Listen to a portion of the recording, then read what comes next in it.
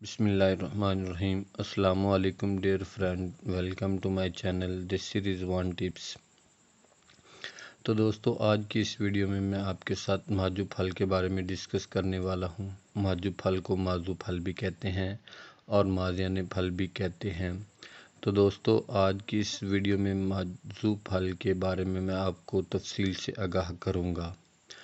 माजू फल के फ़वाइद के बारे में, माजू फल आपको किन किन बीमारियों में मदद दे सकता है, ये सब कुछ इस वीडियो में मैं आपको बताने वाला हूँ। तो दोस्तों सबसे पहले मैं आपको बताता चलूँ इसके मुख्तलिफ़ नामों के बारे में। तो इसको अरबी में माजू फल को जो है अफ्स कहते हैं, फ़ारसी में इसको माजू कहते हैं, सिंधी में इसको मावा कहते हैं और मराठी ज़ुबान में इसको माते फल कहते हैं, बंगाली ज़ुबान में इसको माजू कहते हैं और अंग्रेज़ी ज़ुबान में इसे ऑफ़काल्स कहते हैं। तो दोस्तों आपने इसके मज़ीद फ़वाइद जानने के लिए मेरी वीडियो को मुकम्मल वॉच करना है बगैर किसी स्किप किए।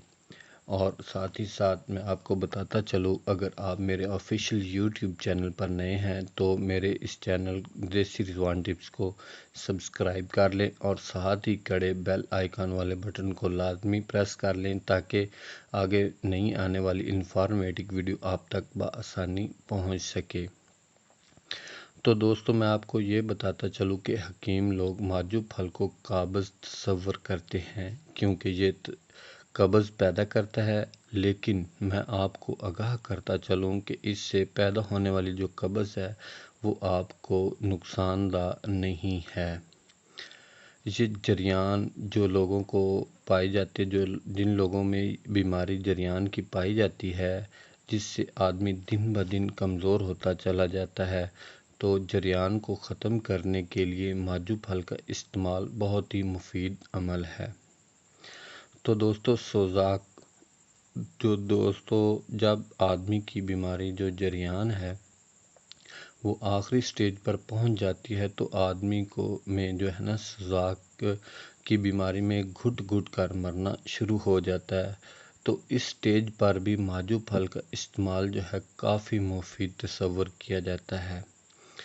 नाज़रीन ये इन दोस्तों के लिए भी काफ़ी मुफीद है जिनको मसाना की कमज़ोरी और जो है ना मसाने के बहुत से मसाइल हैं, तो इसके इस्तेमाल से इनको बहुत फ़ायदा होने वाला है।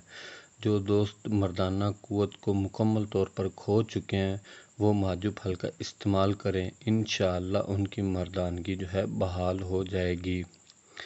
ये रहम की कमज़ोरी के तौर पर भी इस्तेमाल होता है और कसरत हैज़ में भी इसका इस्तेमाल बहुत मुफीद समझा जाता है। जिन औरतों को हैज़ ज़्यादा आता है या कसरत से आता है वो इसका इस्तेमाल लाजमी करें, इंशाअल्लाह उन्हें बहुत फ़ायदा होगा।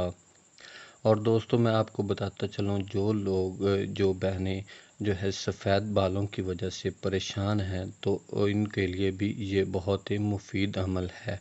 आप इसको इस्तेमाल करके आप ये जो है ना अपने सफ़ेद बालों से जो है ना छुटकारा पा सकती हैं। ये आपके सफ़ेद बालों को स्याह कर देता है।